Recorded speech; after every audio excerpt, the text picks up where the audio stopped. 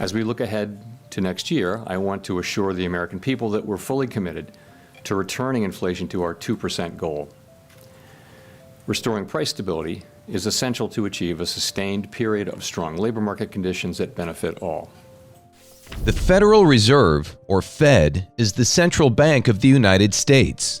In simple terms, picture the U.S. economy like a bustling market. Imagine the Federal Reserve, the Fed, as the wise market master, keeping things running smoothly, ensuring everyone gets a fair deal, and preventing the whole market from collapsing. Additionally, the Fed acts like a friendly loan officer, making borrowing costs reasonable and fair, so you're not stuck paying through the nose just for some help. That's what they did recently by hiking interest rates. In fact, the Fed has just raised interest rates for the 7th time last year. Over the past couple of years, they've increased their benchmark rate 11 times to try and put a leash on rising inflation. But what are these interest rates? Think of interest rates like the cost of renting a grocery cart. The cost of carts increases as the Fed raises them, creating a situation where they become more upscale. By augmenting the federal funds duty rate, the federal bank intends to elevate the overall expense associated with loaning in the economy. Yeah, Scott, New York Fed President John Williams saying he expects the Fed to maintain a restrictive policy stance, quote, for some time. He says the Fed can reduce this policy restraint when they're confident inflation is moving back to the 2% target. On quantitative tightening, the unwinding of the Fed's balance sheet, he says the Fed is not yet close to the point where it should begin reducing QT. To understand the impact, here's an illustration. Imagine a family searching for a $300,000 home mortgage with a 30-year fixed rate.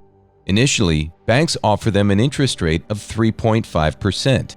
In this scenario, the total cost of the mortgage over its lifetime, including interest charges, would be around $485,000. Their monthly payment would be approximately $1,340. Now, suppose the Fed had previously increased interest rates by 1% before the family obtained their mortgage.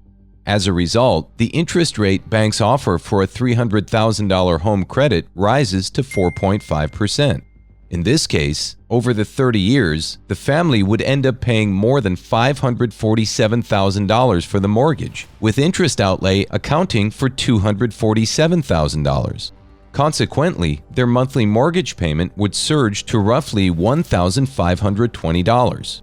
With higher interest duty, the family may delay home purchase or seek a smaller mortgage for lower monthly payments. Some people might hold off on shopping when the Fed increases the rates. But lately, the temperature gauge is about to drop a bit. According to recent forecasts by the Federal Reserve, it has expressed the possibility of reducing incentive rates if inflation continues to decline in the coming year. Most policymakers anticipate a reduction in the key interest rate in 2024.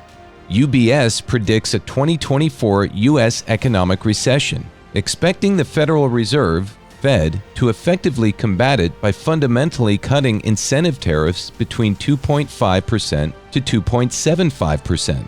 Fed officials project a 3/4 point rate cut in 2024 to align borrowing costs with inflation. I don't think it's enough to delay cuts. So I think, it was about in line with kind of the ballpark of our estimates. It's about a few basis points off in terms of our core print. So really, I would say for the Fed, we're looking for a March cut to kind of kick off the cutting cycle. This kind of keeps the door open.